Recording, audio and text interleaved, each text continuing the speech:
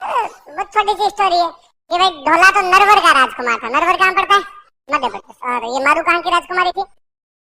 तो एक बार मारू के मम्मी पापा पुष्कर आए हुए थे, ढोला के मम्मी पापा पुष्कर आए हुए थे। राजा रानी थे यहाँ पुष्कर स्नान वगैरह करने। पुष्कर बड़ा मेला लगता है अपना, तो पुष्कर स्नान करने के लिए आए थे। वहां दोनों राजाओं ने आपस में बात की। ढोला 2.5 साल का था, मारू 1.5 साल की थी। तो ब्याह कर देते हैं। तो वहां ढोला मारू को क्या कर दिया, ब्याह।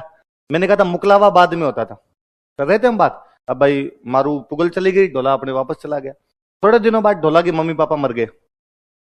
ढोला राजा बन गया। ढोला ने राजा बनने के बाद अपनी एक शादी और कर ली। वो मालवा की एक राजकुमारी से शादी कर लेता जिसका नाम था मालवण।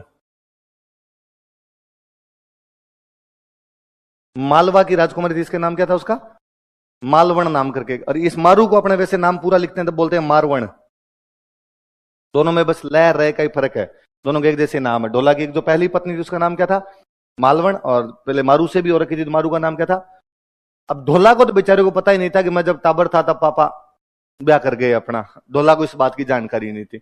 ढोला अपनी दूसरी पत्नी के साथ में एकदम राजी खुशी जीवन व्यतीत करता। उस दूसरी वाली को पता था कि इसके पहले एक ब्याह हो रखा है, उसने पूरे सूत्र जुगाड़ रखे थे एकदम। और उसको पता चला कि यदि इसको वास्तव में पता चल गया तो ये उसको लेके आ जाएगा, सौतन हो जाएगी, घर में अपने दिक्कत हो जाएगी फालतू में। अब इधर पुगल वालों को लगा कि भाई जब उनकी लड़की बड़ी हुई, मारू बड़ी हुई, तो उनको लगा भाई ढोला को आना चाहिए, लेके जाए यहां पर। लेकिन ढोला उधर से आए नहीं लेने के लिए। तो पुगल वालों ने लेटर भेजे। तो वो जो पहले वाली थी मालवण जो थी, उसने नौकरों को कह रखा था कि पुगल से कोई लेटर आए पहले मुझे देना। पुगल से लेटर आता उसको ले जाके देते। पुगल वाले बेचारे लिखते कि ढोला जी आओ लेके जाओ मारू को, लेकिन वो लेटर को फाड़ के फेंक देती। तो ढोला को कोई जानकारी भी नहीं मिल रही थी। कई दिन बीत गए, दूर पड़ता है भाई पुगल, ठेठ पाकिस्तान बॉर्डर पे बीकानेर में पड़ा, ये एकदम मालवा उधर पड़ा, मध्य प्रदेश में नरवर पड़ा आपका जाके।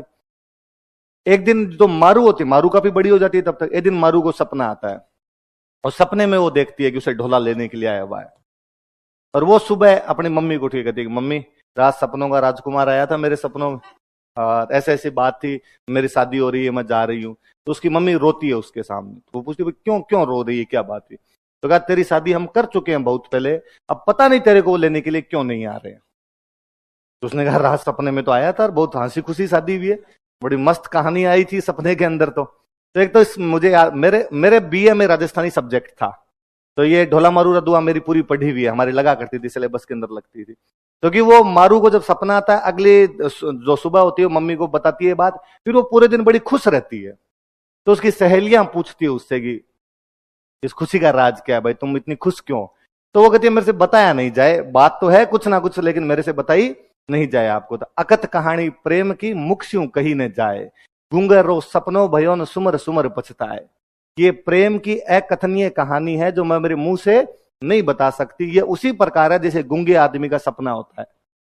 आपको मुझे सपना आया, मुझे कोई सपना आया, मैं दूसरे दिन आके आपको बता दूंगा यार रात मेरे पीछे ट्रक दौड़ रहा था, बस बाल बाल बचा और न सल्टा जाता रात।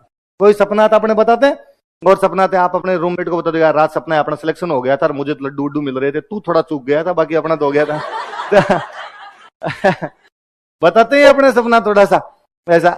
पर गूंगे आदमी को सपना है, गूंगा आदमी जो बोल नहीं सके उसको सपना है, बताने वाली बात है, पर वो क्या बता पाए? तो वो यूं राजी होता है अंदर ही अंदर। क्योंकि प्रेम जो होता है वो गूंगे के सपने की तरह होता है, जिसमें आदमी खुद अंदर ही अंदर राजी होता रहता है, लेकिन किसी को बता नहीं सकता। फिर मारू को जब बात पता चली कि भाई वहां ये सिस्टम और वहां लेटर पहुंच ही नहीं पा रहे हैं अपने, तो मारू बाद में ढाडी जाति के लोग होते हैं। किस जाति के लोग होते हैं? ढाडी। उन ढाडी जाति के लोगों को वो गीत गाते हैं, उनको कहते हैं तुम जाओ ढोला को मेरा गीत सुनाओ जाके। वो ढोला के दरबार में जाते हैं, ढोला बैठा हुआ होता है, वो ढाडी जाके उसको गीत सुनाते हैं। गीत में उसको बताते हैं कि तेरे एक लुगाई उड़े उड़ावे कड़ा काग, इतनी दूर बैठी बैठी वो कागले उड़ा रही है, तुम्हें लाना चाहिए उसको। और ढोला को जब पता चलता है इस बात का, ढोला आके अपनी दूसरी वाइफ को कहता है उस मालवण को कि भाई मेरी तो एक शादी और हो रखी है, मैं वहां जाऊं। उसको लगा मरवा दिया, इसको पता भी चल गया। पर उसने कहा अभी गर्मी पड़ रही है, उधर बीकानेर साइड में तो और गर्मी पड़ती है, गर्मी में नहीं जाना चाहिए। तो ढोला बेचारा रुक जाता है वाइफ की बात मान के। थोड़े दिनों में बरसात का सीजन हुआ, उसने कहा बरसात में कौन घर से बाहर निकलता है, नदी नाले बहते रहते हैं, डूब डाब गए तो कहीं पे, वो बेचारा फिर नहीं जाता। सर्दियां आई तो उसने कहा सर्दी मर जाओ बाहर तो सर्दी के अंदर, तो कई दिन वो फिर नहीं जाने देते, ऐसी कहानी है। फिर फाइनली एक दिन ढोला जब वो रात को सो रही होती है चुपचाप, उसने मैं लाऊंगा देखो। ढोला उधर से सिग्नल तोड़ ताड़ के आई गया अपने पुगल पहुंचा और पुगल जाके मारू को बाद में ऊंट पर बिठा के वापस ले। फिर और कहानी है बीच में, कई गुंडे आते हैं, डाकू आते हैं, ढोला उनको मारता हुआ वहां से निकलता है। अच्छी मतलब बॉलीवुड वाले यदि मूवी बनाई तो शानदार मूवी बने। तो वो जो कहानी है वो किसकी है? तो देखो यूं ढोला तलवार वलवार लिया हुआ, मूंछ संगे वंट लगाए हुए एकदम, मारू को रेगिस्तान के अंदर से होके लेके जा रहा है। तो ये जो है कौन किसकी कहानी है? ढोला।